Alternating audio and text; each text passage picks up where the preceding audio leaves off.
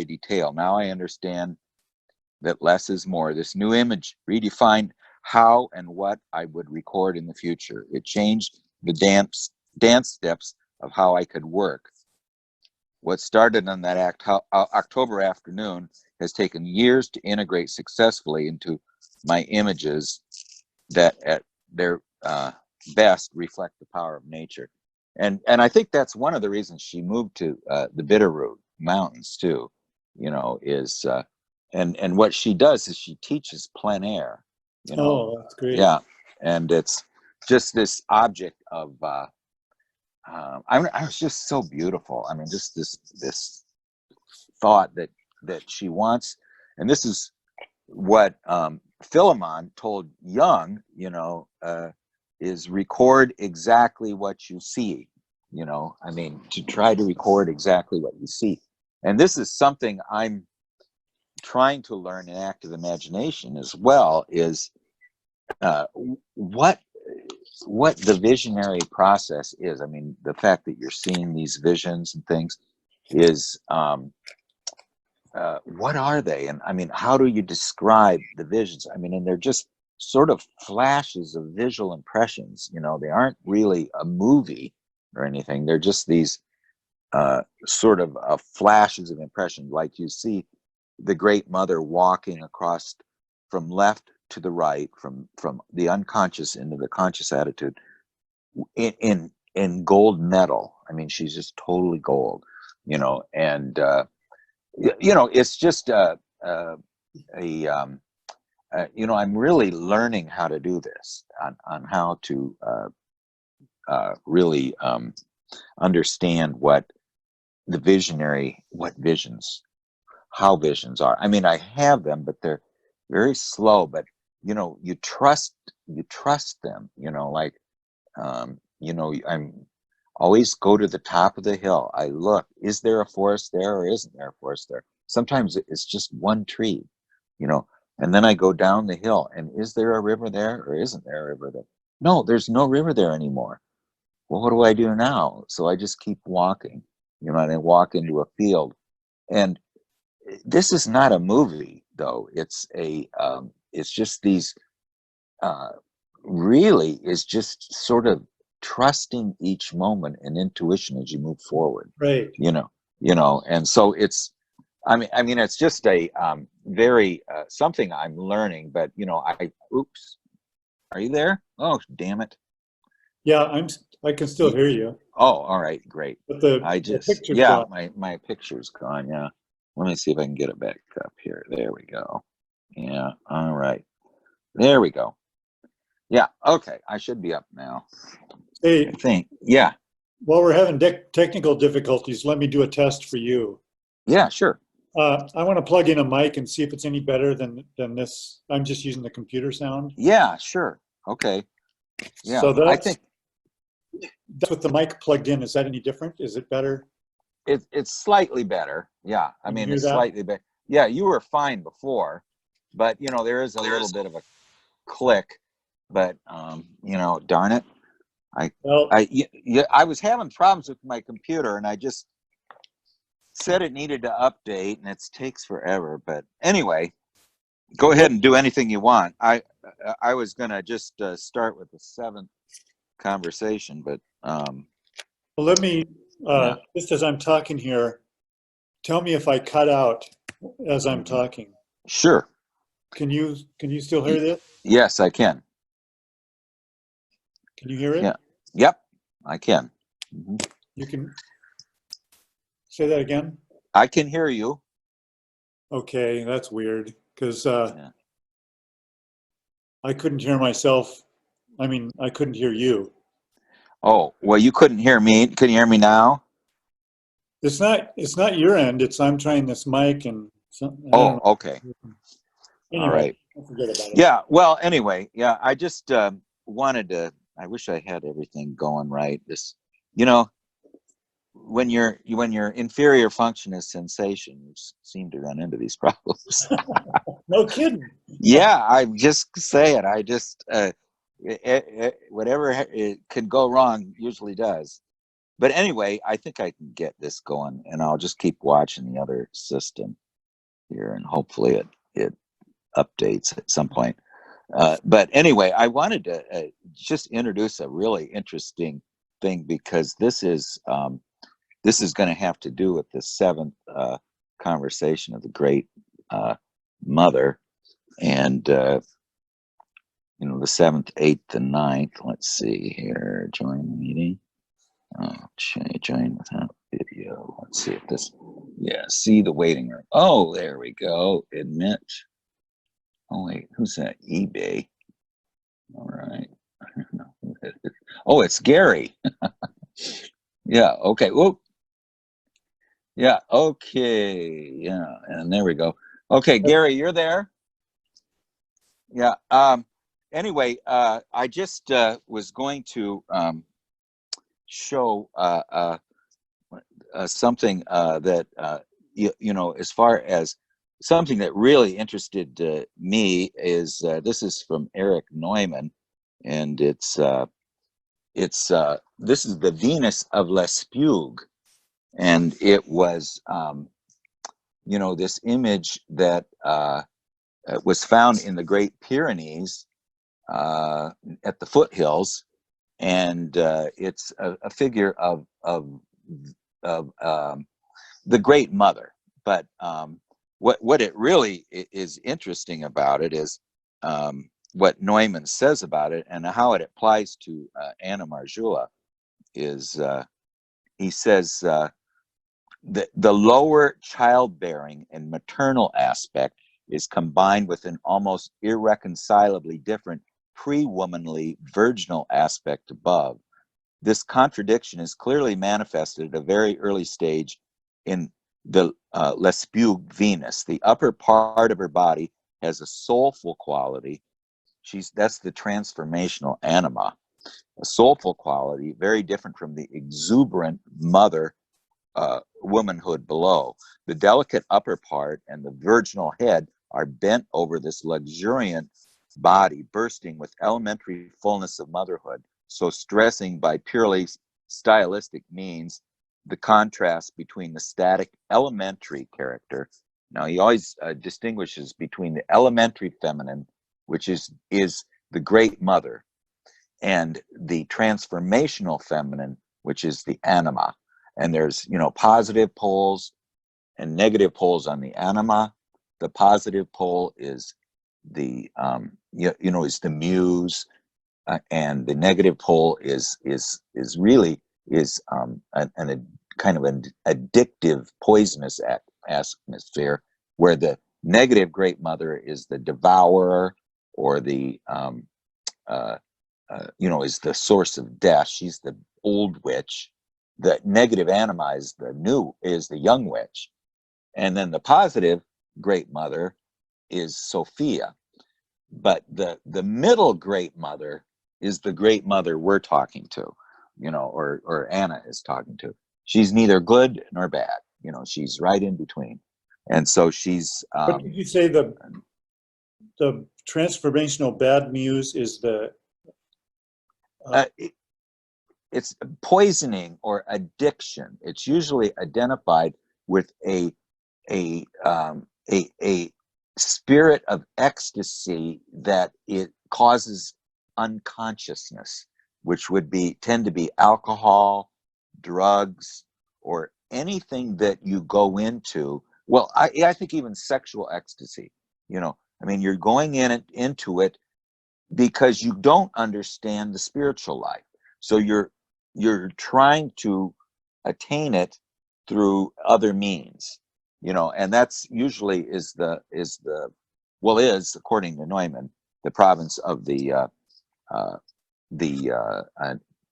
negative anima. And so anyway, I just thought that this it's actually 26,000 years old figurine from the Pyrenees expresses the transformational feminine in the upper half of the figure beautifully, like a leaf, he says. And then the elementary feminine is so emphasized below. So I mean, Can you it's share just that a, just for a second so I can get a screenshot of yeah, it? sure. Yeah, just a second here. Let me see if I can back it up. There we go. Yeah, I'm just, going back and forth because of my Gary, I was having a few technical difficulties today. Again, but anyway, that's the this is the Venus of Lespugue. And doesn't it almost look like a Brancusi or something? I mean, it has, look at the thighs, in particular, how natural they are, and then Yeah, the buttocks, and what, it's stylistic. It's very stylistic. It's not naturalistic. So the lower half of the body, which is the maternal half, is all compressed. The breasts and the buttocks and the thighs are all very close together, whereas the upper half of the body, the transformational half, is uh, uh, is a much different type of feminine image, and it's this willowy half. What is really interesting about early art, even though like Joseph Campbell said they could paint bulls and swimming reindeer. He said almost like a Japanese ink on silk. He said they could never represent the face. So the face was always blank. You really didn't see facial characteristics um, very much until Sumer, which was I believe about it's 5,000 BC. So there's a wonderful Warka face, which just appears out of nowhere, um, which is maybe I can find that real quick. hey, let It's me talk about this for a second. Yes. Um, just from an artist's perspective, and especially teaching students how to understand what they're seeing, the face is really hard to depict, Hmm. and the rest, especially the feminine body, it's so easy to make it into these very simple shapes that are easy to draw, circles and pear shapes, and anything that's rounded like that is really easy to draw because there's no complexity to it. And a face has all these intricate features, and what makes it even harder is that we spend all of our lives looking into the faces of other people and understanding how to how to project meaning into it and so forth. And so much of your brain is dedicated to reading the meaning of another person's expression, the subtlest things, you know, the the tilt of an eyebrow and stuff like that, that it kind of overwhelms our ability to really see what's going on there, to Hmm. see it just as an object, which is how you have to draw it to make it understandable. And Well, so yeah, it makes yeah. perfect sense to me that I think of the psychology of primitives as being quite like the psychology of an infant Hmm. today, and how they're learning how to make sense of the world. And Well, yeah. the Okay. infant will just, until they're maybe in their teens or something, it's really hard for a person to draw a realistic face. They draw a symbol, a smiley face. So I think Well, that's what's going on here. yeah, there is styles are so mysterious. The Egyptian style, the Mycenaean Crete style, that developed. I mean, this is supposedly the first face that appeared in art. It's called it's the Warka face, and it's a woman, and you can see on the top that there was a wig. There's a place for a wig on it. Now this is 7,000 years old. There's also was a place for the eyebrows. There was like lapis lazuli there, or some kind of a stone, and then it had very naturalistic eyes. But I mean, this just appeared out of nowhere, you know. And then, you know, like if you notice in paintings, I mean, in early photographs, no one ever smiled. And if you ever see someone smiling in a photo from, you know, the Civil War days or something, you're always very, you know, it's surprising, you know. And this was a style, Greek style, which was called the archaic smile. Now, if you look at all of these different images, they have this smile, which you know, it's just a very unusual smile. But you know, every single uh, statue of this era had this smile. I mean, here's another one I'll show you. Uh, this is, and you know, when I go to museums and stuff, and they have very early art, I always look to see how the face is captured. I mean, you can find about 1 million of these, but this is again the archaic smile. You know, just this strange, almost Mona Lisa-like smile. But anyway, that it just kind of adds on to the what she's going to talk about in the seventh conversation. And let's see, I'm probably going to get through this whole thing by my phone, because this darn suddenly my computer started to update without me knowing about it. Well, anyway, feel free to chime in too, Gary, at any point here. But anyway, this is the seventh conversation. And do you want to read that, either Gary or Tim? Or can you see it? I can I'll read read it. it. Yeah, okay, go ahead, Gary. Thank you.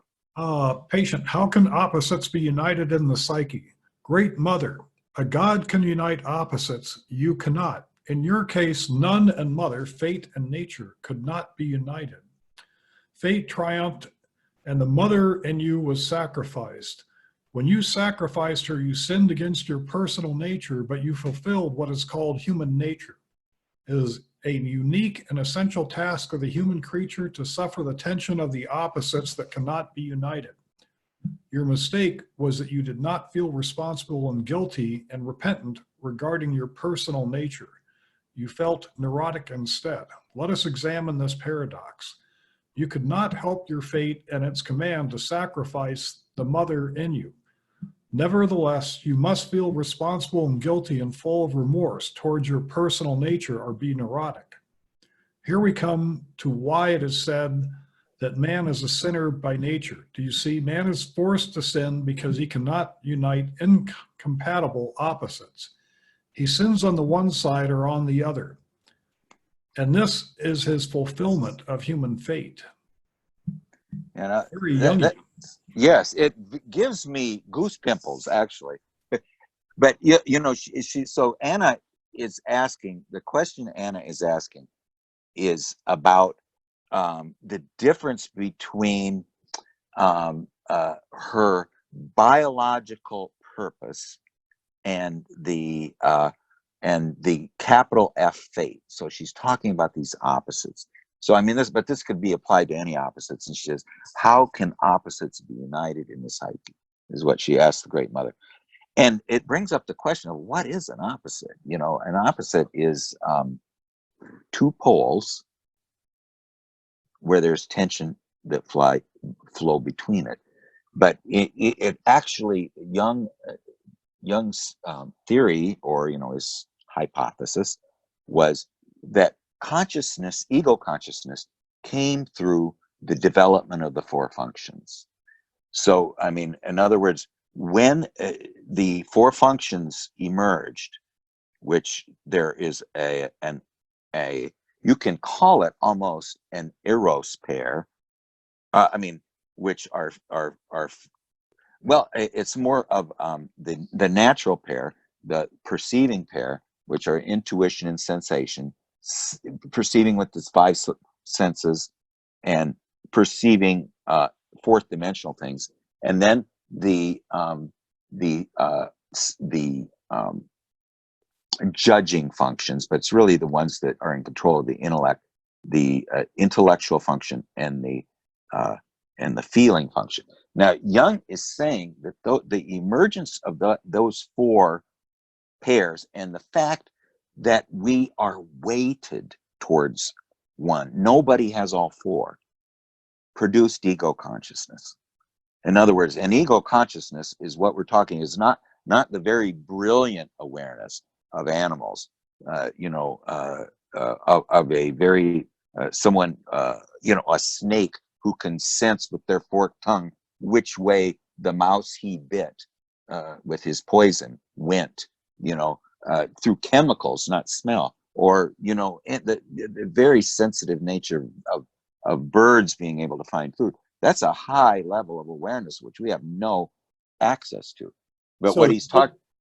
can you just rewind the last minute of that and say that again? I think that's really profound. I just want you to go through the four things Mm-hmm. and your description of their difference. Yeah. Well, okay. Again, the Jung is saying now. This is the question of how can opposites be united in the psyche? Okay, and she's saying that only God can unite the opposites. Now she's talking to a human being. Okay, and what Jung said is that consciousness emerged through the development of the four functions. Two of the functions are perceiving. One is perceiving in the natural world through the five senses. The other one is perceiving, which is really a perceiving outside of time, which is the one function that doesn't exist in time and space, and that's intuition. So and if you're an intuitive, a dominant intuitive, either an extroverted or an introverted, then your unconscious, undifferentiated function that is closest to nature is sensation. Okay, and then there's the other two functions which are related to the ego. Okay, so the first two functions, and now this I'm getting a little bit of my pay grade, but the first two functions are more what there are intuitive functions in animals. I mean, when they can the animals are tuned into the fourth dimension too. I mean, they can tell when a tsunami comes. Our birds can tell when there's a storm in Nebraska and it's 300 miles away. I mean, not even, and it's not a cloud in the sky. They're flocking towards the feeders. But anyway, that's the nature. So then you got the thinking and feeling, which thinking is categorizing and differentiating and putting together, taking apart and putting back together, with the brain or with the mind, where feeling is ranking things. I like this better than this. I don't like that. And, I like this. I mean, it is ranking things by your preferences, and it is not emotional. Feeling is a bad word in English. I mean, a difficult word in English because it doesn't really capture the meaning of the difference between emotion and what Jung means by the feeling function. So the first two you called the perceiving pair. Mm-hmm. What's the title for the second pair? Well, they call them the judging pair. Yeah, that's the J in the. See, I see. Yeah. Yeah. So you've got, when you're looking at the four-letter things, the only two that have to do with functions are the two middle ones. The the first one is the perceiving pair, which are intuition and sensation. The second one is thinking and feeling, and then excellent. I'm finally putting an image in my head of how these things fit together. This is what I was having problems with last week. So thank you very much. That really helps. Yeah, and then the two ends. The end the left end is telling you, is your attitude introverted or extroverted? Do you gain energy from being alone, or do you gain energy from being in the outer world, is essentially what that means. And then the P and the J tells you, and this is confusing, I know, but it's just telling you which of the, like INFP, it's telling me, the P is telling me which is my my extroverted function. So if I'm an INFP, my extroverted function, I'm an introvert. Introvert. My extroverted function is intuition. So that means my introverted function is feeling, which is my dominant function. Okay, so it's telling you, because the dominant function goes with the I or the E. I mean, so if I'm an ENFP, the P refers to the extroverted function, so that would be intuition again. So I'm an extroverted intuitive, so my secondary function is feeling. I mean, so that's how it works. But anyway, that's how the opposites develop. Now, what's interesting is that the opposites developed ego consciousness. You could not have consciousness without opposites. There really aren't opposites without ego consciousness. I don't think. I mean, this is sort of my hypothesis, is that there is the yin and the yang, but does it really exist without humans? I mean, or is it just the darkness of mere being? I mean, there's just flow. There isn't a really differentiating of what the flow parts are. So anyway, the opposites. She says, how can opposites be united in the psyche? And then the Great Mother says that only God can unite opposites. You can't. Now, when she says that, God can't be conscious without a carrier in the outside world, which is ego consciousness. So here's the whole thing. Opposites create ego consciousness. God is latent opposites, not conscious opposites. So he needs the ego consciousness to become aware of him, lend its awareness to him, so he can become conscious in the outer world. So only God can unite opposites. You can't. Well, the way you can unite opposites, but you have to do it in alchemy, which was this wonderful discovery, and I think other people sensed it, but you can do it in the Philosopher's Stone, or the third thing. And this, throughout Anna Marjula, when she's talking about the creation of the divine child is a synonym for the Philosopher's Stone, or the third thing in which the opposites can unite. So whenever we talk about a redeemer or a savior, what we're talking about really is that third entity which can exist in time, in which the opposites can be united. And we can participate in that unity of the opposites through the Redeemer. But the Redeemer is in us. It's not outside of us. It's now this is getting a little esoteric here. I'm sorry. No, it is esoteric, and it's also profound. I mean, I've grown up in this deeply religious family. My brother's the 6th generation Methodist minister in our family on both sides of the tree. And I've studied this stuff my whole life. And of course, theologically, I've been through everything, every which way you can think of. In Jungian terms, Jung's perspective gives a whole new dimension of looking at the same material. And what you're talking about, I have never heard before. I just want you to, again, repeat the last 2 minutes. Yes. Okay. Yeah. Again, she says that only God can unite the opposites. Okay. Well, God is only what you call latent opposites. I mean, in other words, that he has the opposites within him, but he Only in possibility.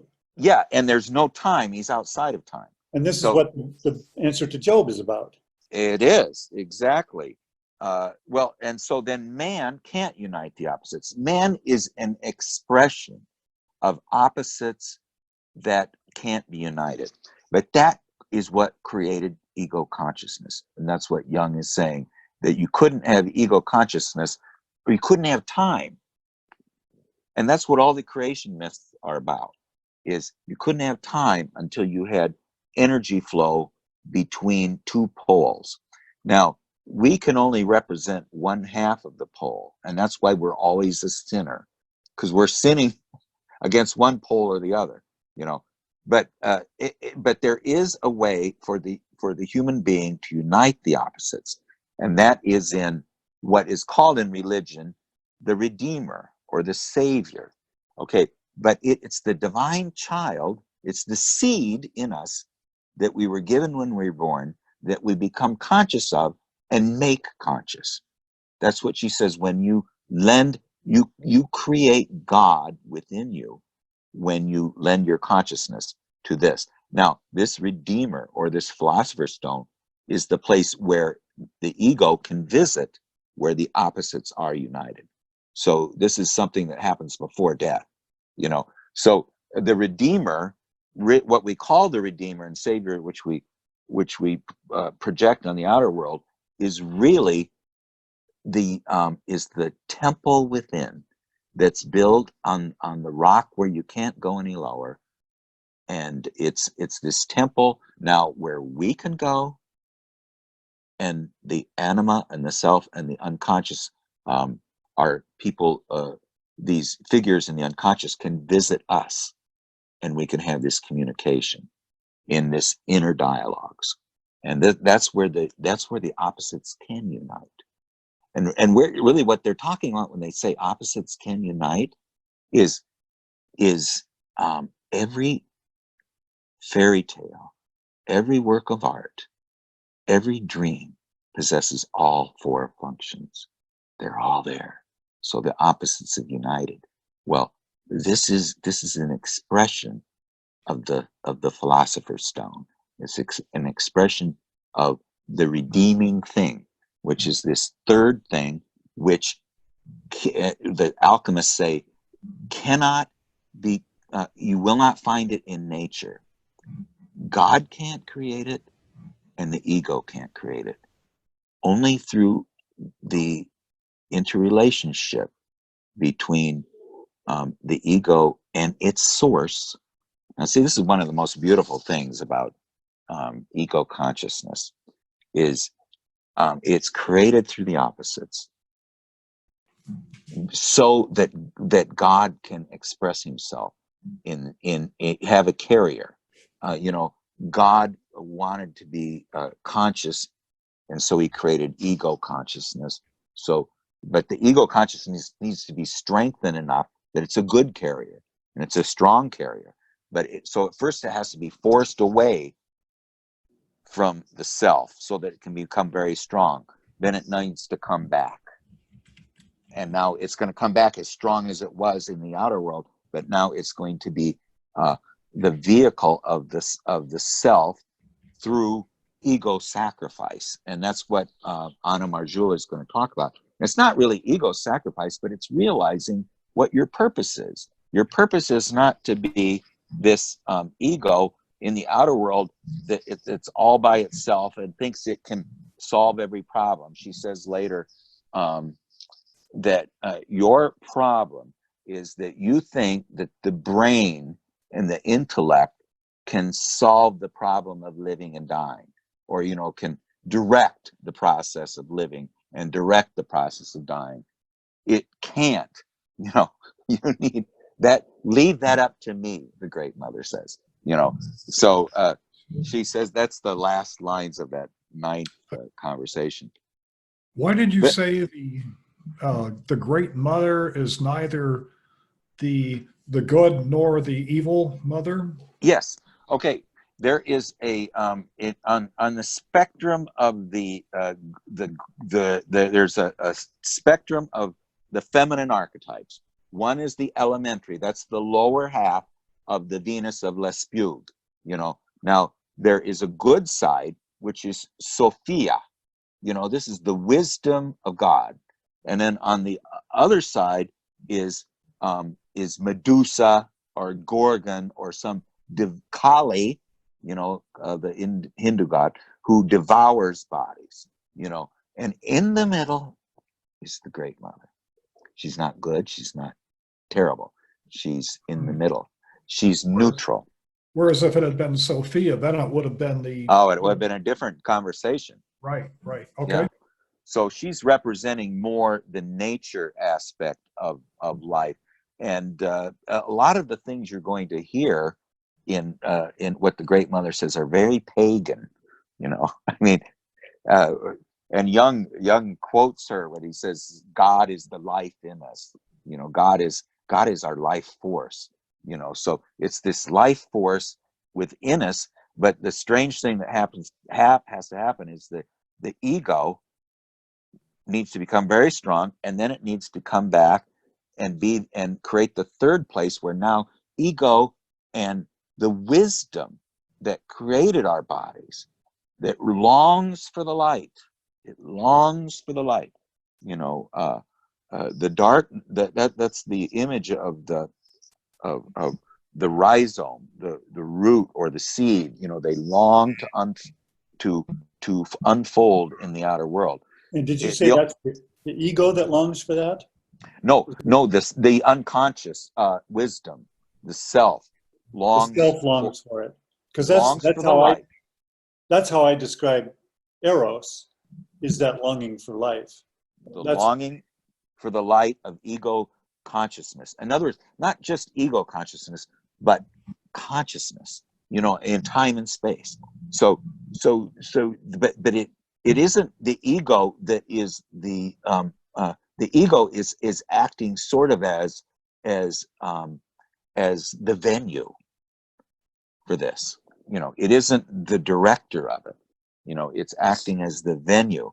It is allowing these, and like I said, was talking earlier, is the visionary process. What is it?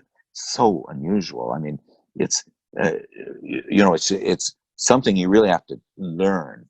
But the more you learn, and I find this, the more you spend time lending your ego awareness to these inner figures through dialogue with just asking, like Anna Marjula is asking some of these questions, and she'll answer. If you do it, especially if, like what I do, is I usually do 12 minutes of meditation before I start a dialogue. And I always say, I got to be, and I don't know how it got to be, where I start at the rise of a hill. I can only look to the left because my right eye is blind. And I try to see what it looks like from the left. And I sometimes see a forest, sometimes I don't. Sometimes there's just one tree. Then I walk down, and then sometimes I find a river. Sometimes it's dry. Sometimes there's no riverbed. But where do these? Trying to describe how I know that is, it's just these quick visual images, which I'm sure you've had. Anybody has. They just have these quick visual images, but Jung said, never let them go. Every time you get one, write it down. And then pretty soon you start to get more and more of them. But the idea, I guess, is that I start to smell the woodpecker mother, and I feel the earth, and I can see the bark, just in flashes. And it's much more vivid. And I mean, just feels more vivid. It doesn't look more vivid. It's kind of hard to describe. But anyway, it's the idea of this, of the opposites and their relationship to ego consciousness and the relationship to the third thing is a great mystery. But anyway, the Great Mother says that only God can unite opposites. You can't. And Anima's opposites are her fate as the nun and her nature as a mother and her sexuality, and the nun triumphs in you, and biology was sacrificed. So you, Anna, you sinned against your biology, but you fulfilled the inborn seed. So this is why you're always a sinner. You're always sinning against something. If she had fulfilled her biology and her mother and her nature, then she was sinning against the seed. So neither one of them, she says, neither one of them were my fault, and she says, the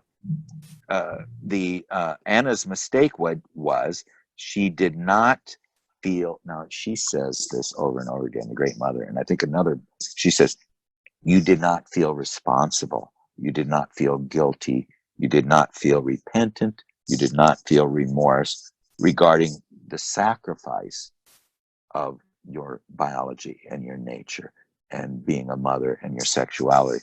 But what she really means is you aren't conscious of the fact that you sacrificed it. I mean, the idea is don't be unconscious of the fact that you sacrificed it. If you're unconscious of the fact that you sacrificed it, that is what her problem with her neurosis came for, because then she starts to feel inferior to other women and guilty in front of other men. But if she is conscious that she sacrificed it to be the transformational feminine, the upper half of the Venus of Lesbian, then she does not. She still feels that she shortchanged that side of her life, but she's conscious of it and she shows respect to it. And who she's going to show respect to is her shadow. So are you saying that that would have changed it from, I mean, because it was obviously a neurosis because of, her guilt feelings, I mean, and they're, awkward in the social situations. But you're saying would that have really have gotten her beyond the neurosis though, or would it still have been an issue?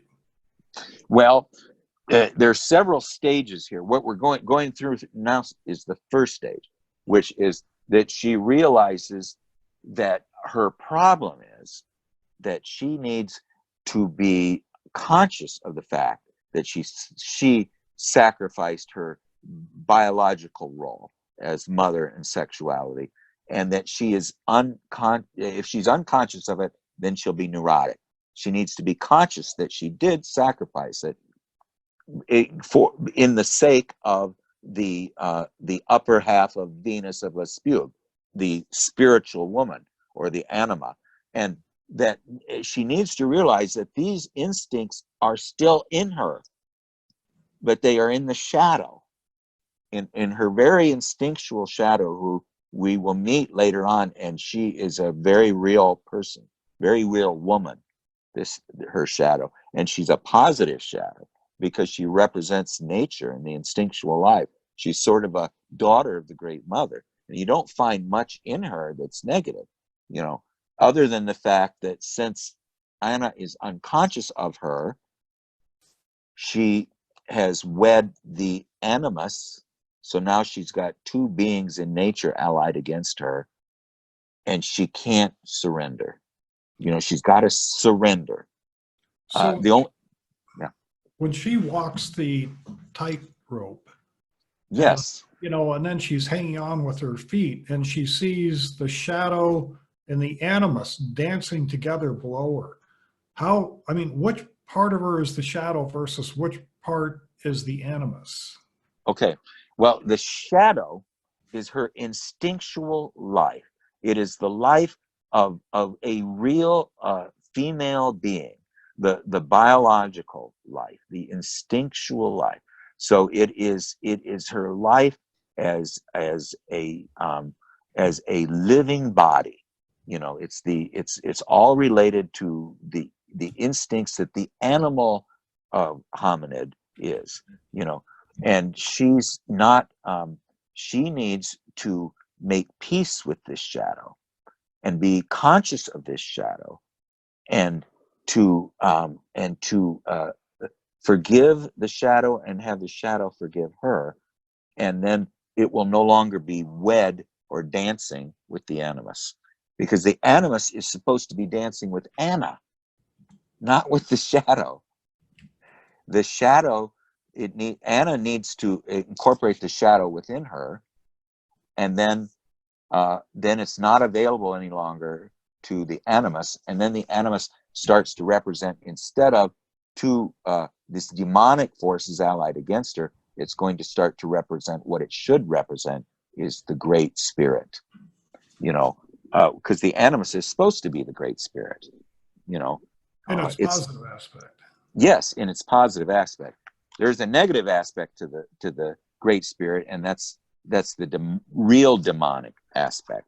Is see, when the shadow and the anima or animus are have married within you, and you're not aware of either one of them, that really is neurotic. I mean, is why people go to Jung.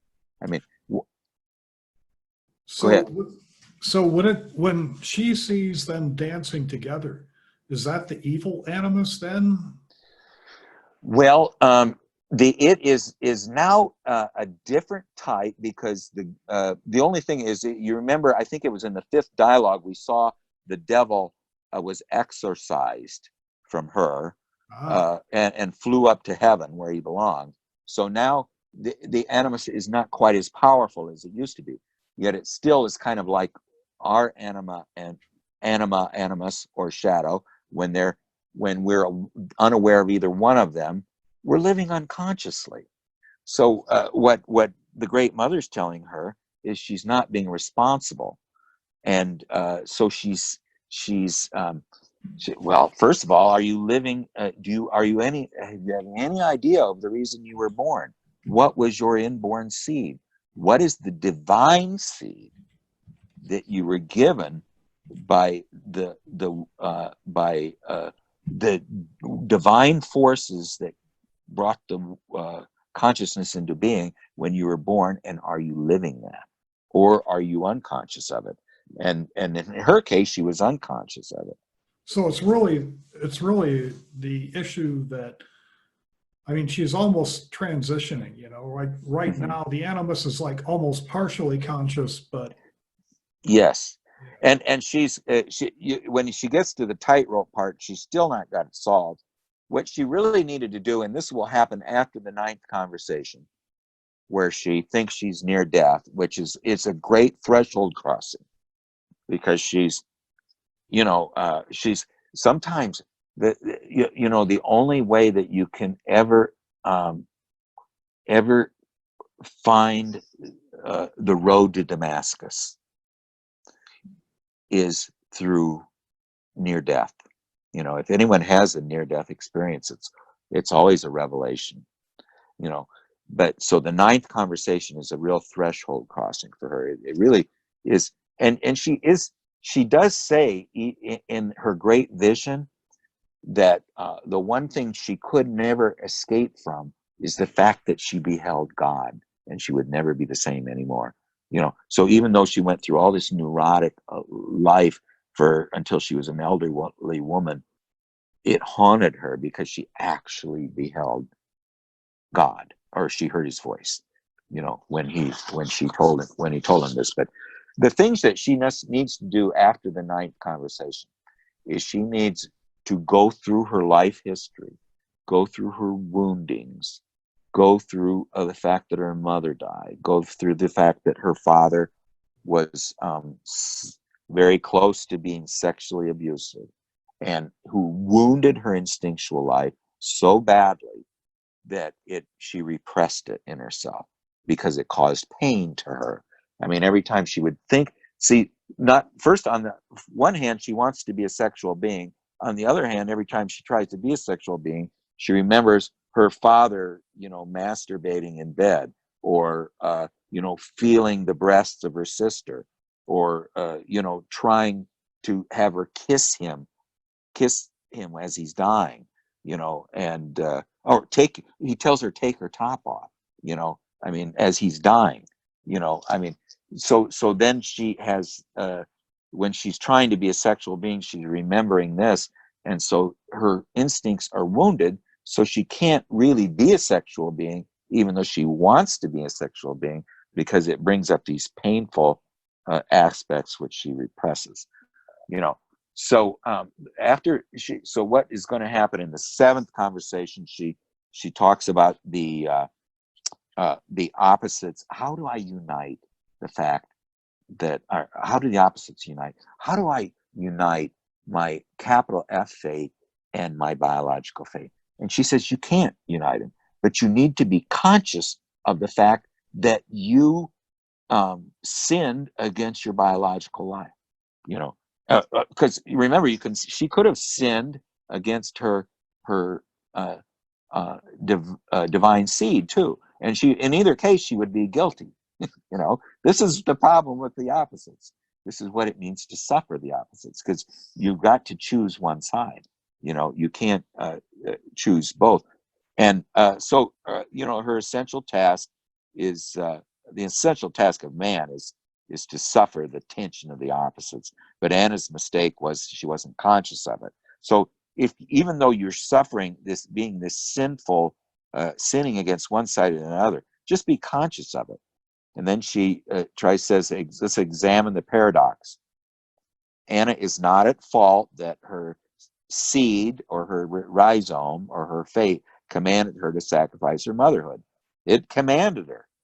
She didn't do it by voluntarily. In fact, she doesn't want to do it. You know. Here you're referring to the vision she had, that she was supposed to bring forth this creative genius. Is that the reference? Yes. And what she had treated this as a literal, that she needed to do it literally until about this time. When Although actually we know that was kind of a misbehaving animus, really, right? Well, he twisted the words because it wasn't him speaking; it was God speaking. But he told her it meant that she needed to marry him, and so the reason that she is not supposed to have a husband is because he's her husband. You know, so she's not supposed to experience sexual pleasure. I don't think God said that, you know, or the voice said that. I mean, she thinks the animus twisted the words because she didn't write it down at the time. She only remembered it later, and she thinks the animus put a few words in there that weren't actually there. You know, but it was. She said that the next day, she was so near to God that when she played her music, as she got up, the examiners all stood up to make way for her and were speechless because they felt this fact that she had been near to the divine. You know. I mean, I guess the other problem here is, you know, especially if she got this somewhat symbolically and put it into words, I mean, there's always the chance that she made a very literal translation of something which really needed a symbolic translation. Well, that's what she needs to find out here. Is that's what she's going to mention here. But she says the problem was just a that second. Yeah. Gary, I think what you just said applies to like 80% of our lives. That here we grow up in this logos heavy culture, and we're always, every time we're given a choice, that the one we always go for is the literal one because that's the easy one. That's what we're trained to do. Mm-hmm. You know, so I think it's always you know, in order to achieve better balance, it seems like it's always a good plan to say, well, you know, let's take the road less traveled because I'm more likely to approach it with a symbolic attitude rather than a literal one. Yeah, and you know this. See, I find this too, and I, is that everyone wants to interpret their dreams literally. I mean, they want to interpret them based on something that's happening in the outer life. But you know what I like to think of it is let's say a flower was dreaming. You know, now do you think that the dream of the flower would be, you know, I wish that flower next to me would ask me out for a date? You know, it's not. It's saying the dreams of the flower, the dreams of the snake, the dreams of the the bear are going to tell it how to unfold as a bear, how to unfold as a flower, and how to unfold as a snake. So the dreams can have some literal um, commentary on our life, but but yeah, this is just my own opinion. And remember, I'm an introverted intuitive, and uh, is that the dream maker, is um, this is something you'll get from Jeffrey Raff. The dream maker is the great mother. It's the feminine unconscious, which is whenever you see a body of water, you're seeing the feminine unconscious. Whenever you're seeing a forest, you're seeing the feminine unconscious in a dream. And it is the one who sends us these images. So your mother, the great mother of all, the mother of songs, the mother of dance, is sending you an image on the fact that no, you're not flowering here as your divine seed. I know what your divine seed is. I am your. That's what the great mother tells her, that I don't worry the fact that you didn't live your rhizome. I lived it for you. And she doesn't say it, but she's what she means is, I am the rhizome. I am what's unfolding inside of you. And I am the one who sends you dreams. So that's what I think by symbolically, when she's told in the vision that she needs to find a man, she needs to have sex with him without pleasure, and so she can produce the genius child. And then she says, then I could retire in maternal pride and let him live my life for me. That was the literal thing. And she said there, and she's very honest, that she says, if I was to take this vision literally, it is what in fact did imperil my sanity when I was trying to take this, because it was so against nature. And what it really meant, and Jung told her what it meant, Jung told her that it was a merry fantasy, that it was, the three aspects of Mary, and these all are in us as well. So we got to listen closely. Mary conceived the divine child by the Holy Ghost. And then Jung said, I'm guessing, probably, he says the word probably, without sexual pleasure. It's funny they didn't mention that in Matthew, Mark, or Luke, And then that's the first aspect. Then the second aspect, she gave birth to the divine child, the man of genius, who was Jesus, and that the child was illegitimate. And now this all means, these are all code words for the fact that it's the philosopher's stone they're talking about. It's the third thing where the opposites unite. It's our Redeemer within. It's this new source of awareness within us, which we have access to, which where we participate. See, it's not just the third thing is, here's another twist on it. It's not just God or the let's say the self or some voice within giving you commands. You can ask questions back, and you can also because God is not really conscious either, and you're not conscious. The only way that you can become conscious is through the transcendent function, creating a symbol.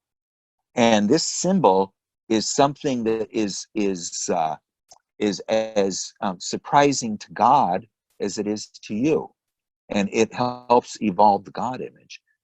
But it's this thing that was never before seen on land or sea. Is this symbol that's created through the dialogue with and this is really not something that it is a it's only happens in your personal myth. Okay, so you are creating your personal myth within you as you the best way I know to do it really is to take a dream, to draw it, and then put all kinds of colors in it, and Time every out. time. Yes, go ahead. It only happens in your personal myth. Well, in Is that what you these said? yes, in the inner dialogues. I mean, I'm Right. talking about the So my question individual is, wholeness. Yeah. it only happens in your personal myth. Do you think it's possible it could happen for humanity on a cultural level? Oh, it definitely does, but it happens through Unconsciously. it happens through a change in the see, we are all contacting the same source when we're having these dialogues. So the source that you're talking to is the same source I'm talking to, you know. And so the personal myth you're creating is informing the source that talks to me. So it can take well, there's a wonderful image that it's the dream of Nicodemus. Now Nicodemus is mentioned in the book. He's a magician. He's mentioned in the book of John, and his dream was that there was a burning tree. It's an alchemical tree. It's a transformational tree, and it bears fruit. Okay, each piece of fruit is one of us, and when that fruit is ripened and it's harvested, it's taken to an eternal warehouse, storehouse, and that piece of fruit now affects the resonance of every piece of fruit that comes afterwards. Okay, that's our DNA. Our DNA, magic. Where did it come from? How does it evolve? You know, I mean, it's just amazing. It's a great mystery, and this is the whole idea of that. The psyche and matter are not separate. You know, but again, your personal myth has a resonance. It actually has an outer resonance with anyone who's near you, even though you don't even say anything. That's what James Hillman said. Even a stone in the river makes things flow around it. You know, um, so or it also has an internal resonance, an inner resonance, and that inner resonance informs everyone eventually. You know, and the only way that happens is through this creating of what this kind of organizing archetype thinks is important or thinks is really relevant. Now, I'm going to tell you something. I actually mentioned this to Jeffrey Raff one time, and he says, "Oh, well, that's just a theory." But it was something that Edward Edinger said. His talking about people who suddenly remember a past life, okay, and then they tell you things. Yeah, there was this person, and yeah, they had that little shop over there, and they had 3 kids, and and so they're telling you all these facts, and then somebody goes back and checks, and finds in a dusty book that no one's opened for 300 years. Yeah, everything they said was true. That's exactly how it was.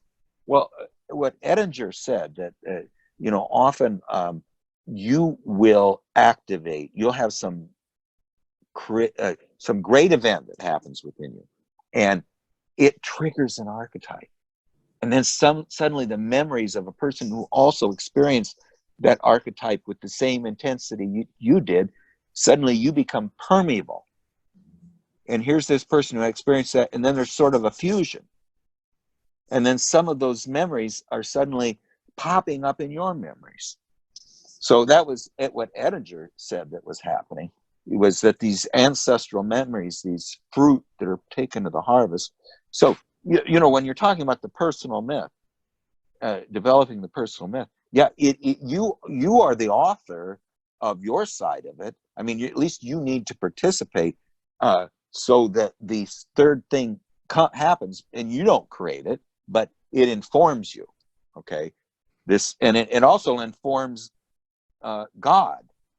So whoever knows God changes him. I mean, what that means is the only way you know God is through creating the symbol and having this dialogue. But that's why Jung said, if you take this dream and you draw it and you color it, and it becomes this magical thing. Now, every time you see it, you're suddenly back immersed in the ambience of that dream, and you can remember the colors and the eerie atmosphere that existed in that dream that you can't possibly verbalize. He says that not only are you forever changed by this now magical numinous paper that is now concrete and real, it longs for the light. It longs to be concrete and real in the outer world. And here it is. It's as real as it can get. Put it up on your wall, But not only does that change you forever, but the next dream responds to the libido or the energy that you put into that. So it's leading somewhere, I guess is the idea. So anyway, I mean, that was kind of what she's going to be talking about, I think, in the 8th conversation. Quick question there. Yes, sure. So, all right. So, there you referred to doing some active imagination with dream work. But then I think prior to that, I think you were more looking at, dialoguing with either familiars or figures that would occur to you during, after meditation, and then sort of doing an active imagination following that and seeing what comes. So which mode are you? I think they're all the same, actually. Okay. See, now, let me tell you what I think. One thing I do, is I think first of all, the dream is a image that you have. Okay, this is an image that was sent to you by the dream maker. Okay, I had one dream here recently about I had a bunch of Kodak film that needed to be developed. Well, this was the dream maker saying, you have a lot of dream images that you need to develop. You have not developed them. It's very important that you develop them.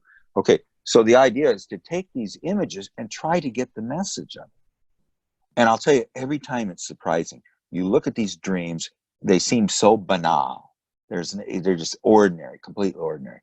But if you can amplify them, not literally, but symbolically, like Anna Marjula is talking about, you suddenly find that there's a great wisdom there. You need to develop this film. And so when I'm developing the film, suddenly I see this woman who, she says, do you remember me?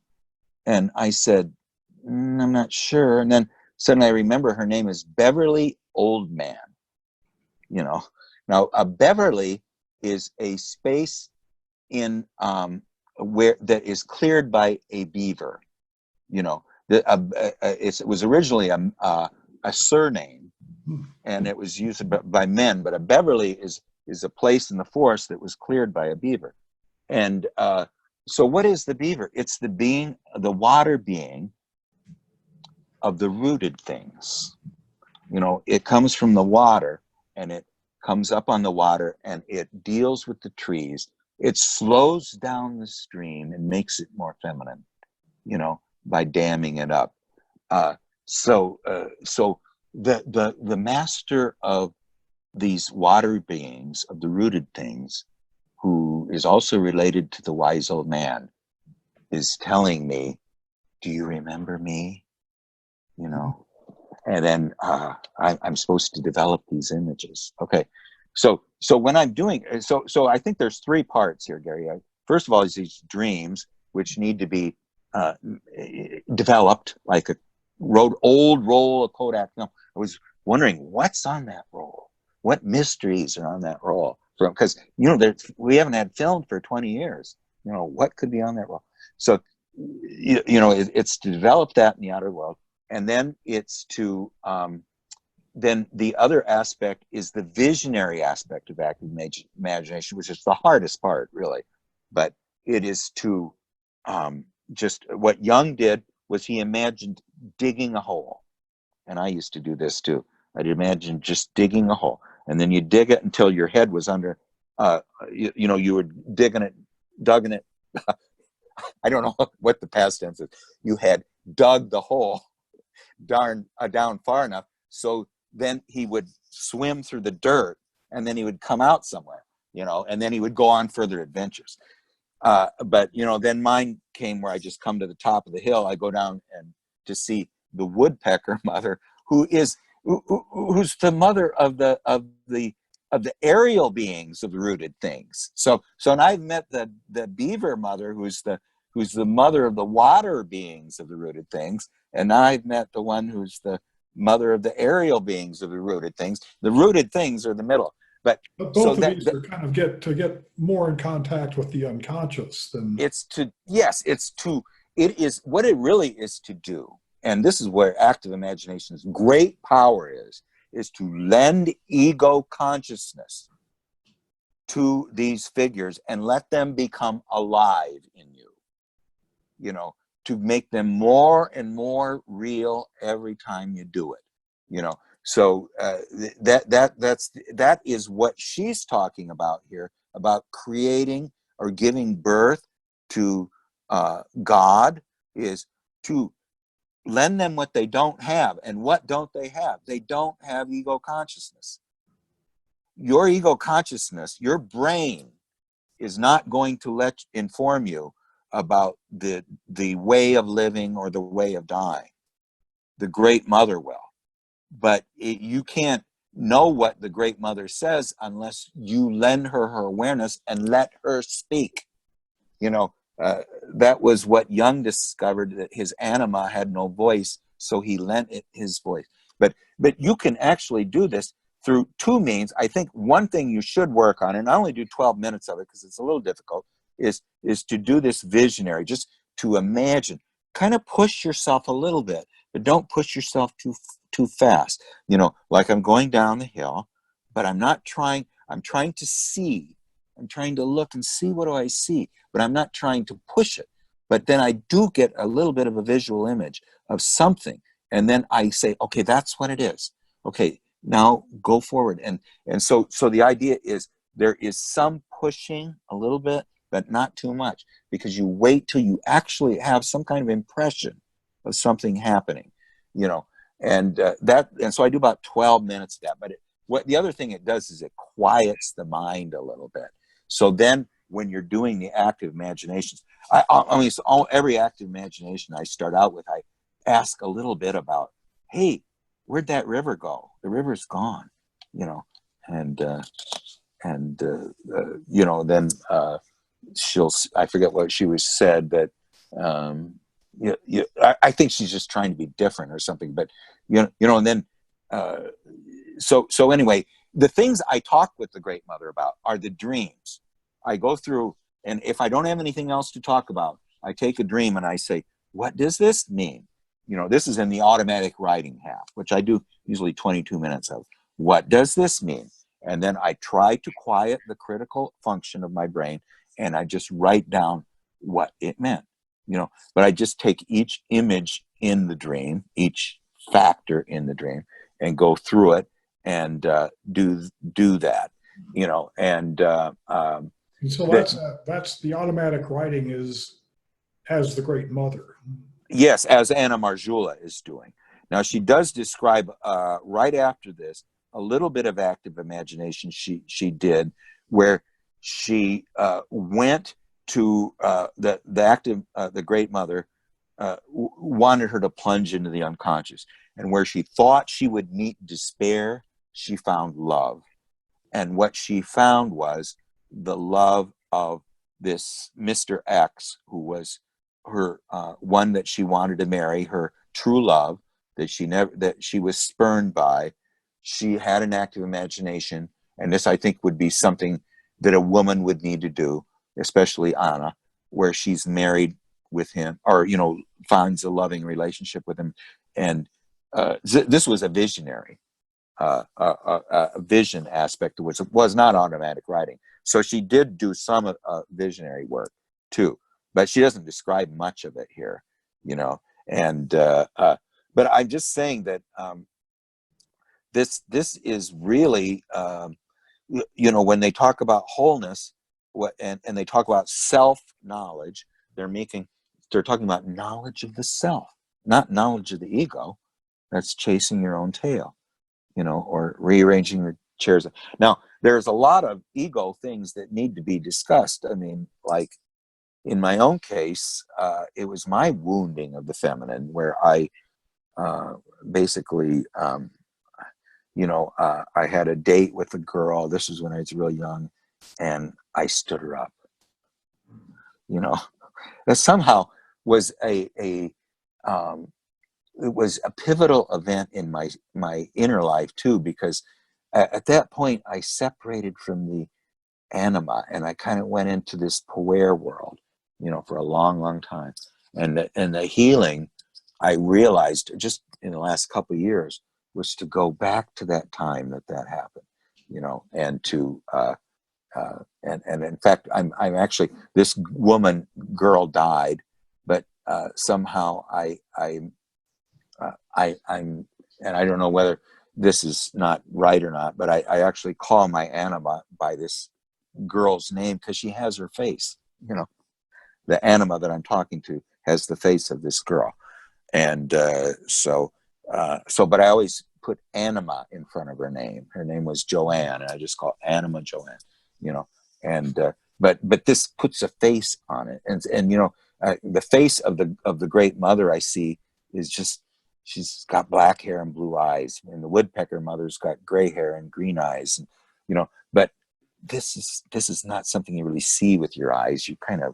They're just sort of a visual impression of it. But anyway, that is, I think, when we start next time, and hopefully I got my computers finally. It rebooted on me without my permission. See, so I'm doing it on my phone, and I might lose battery power here pretty quick.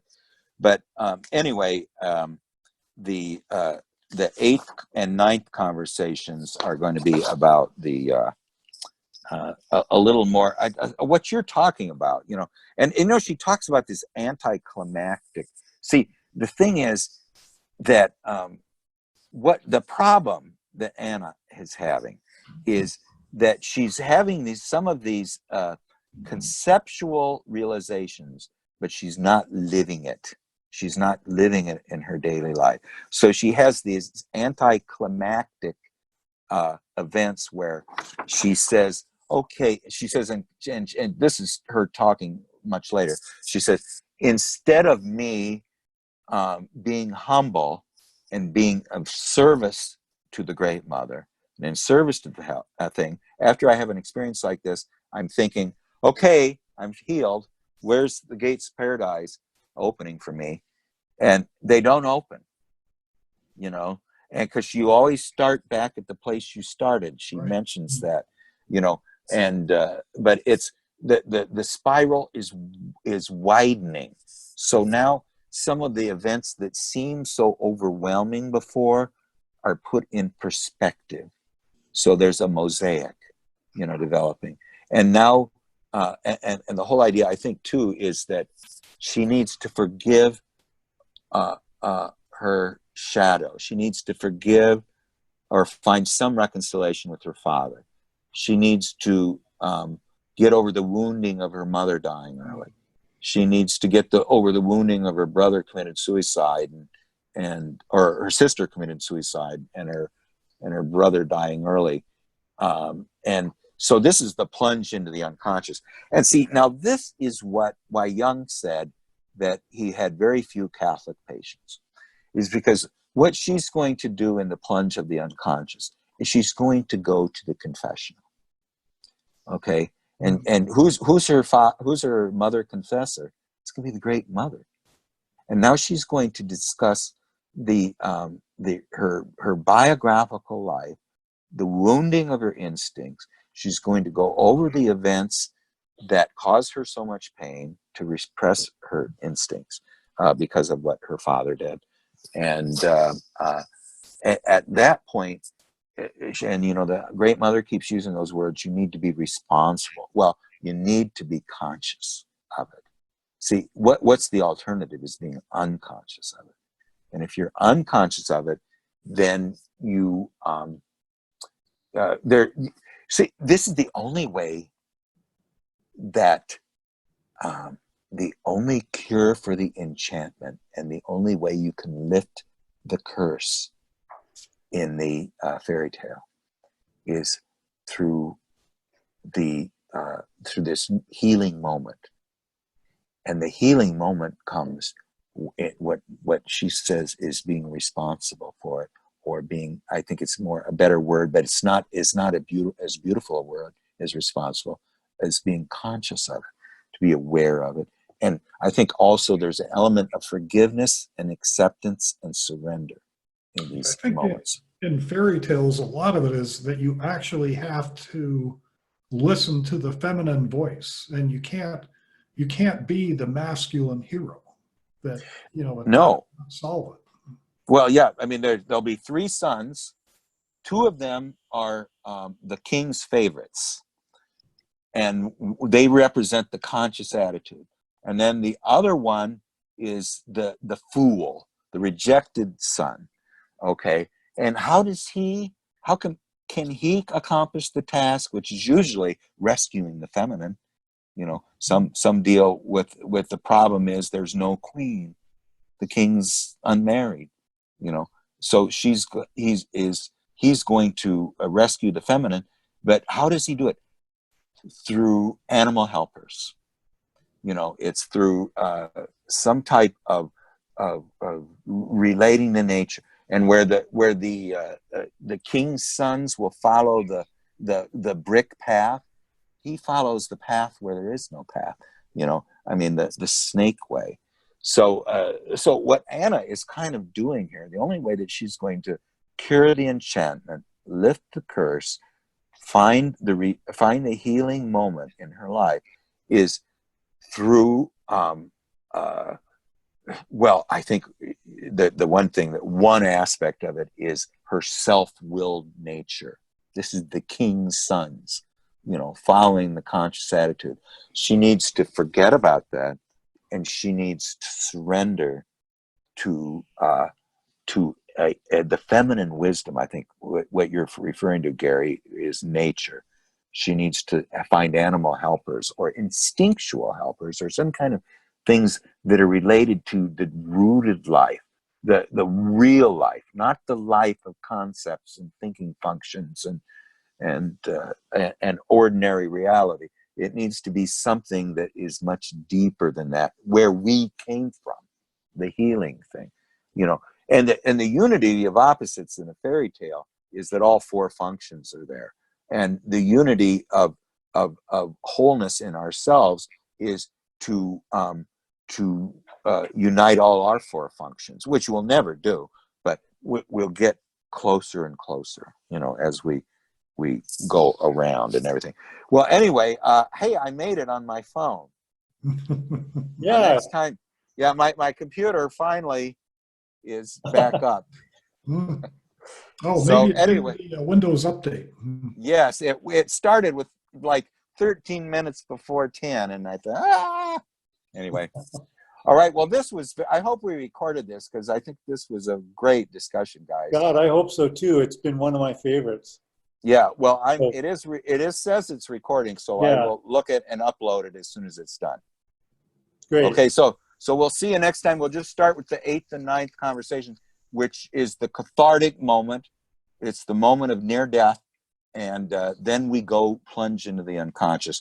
And I don't know if you guys get this, but I find so much in here for my own healing. I don't know if you guys get it as well, but that's what I think is so great about it, even though we're going through it rather slowly. Oh, But the story is just so touching, and you Yeah. can relate to it. It's like you can feel, you feel empathy towards it. well, yeah, I mean, and I say because this could happen to any one of us, and we've all got these problems, but it really is it's this inner drama that's playing out with a real human being, not a Jung. This is a simple human being. So Right. anyway, all right. Well, we'll see you guys next time then. All right. Thank you, guys. Okay. Thanks. Thanks you. Lovely. Bye now. Bye. Bye. There we go. Oh, there we go. Okay. All right. And that meeting. Let's see. How do I end this thing? Okay. Let's see here.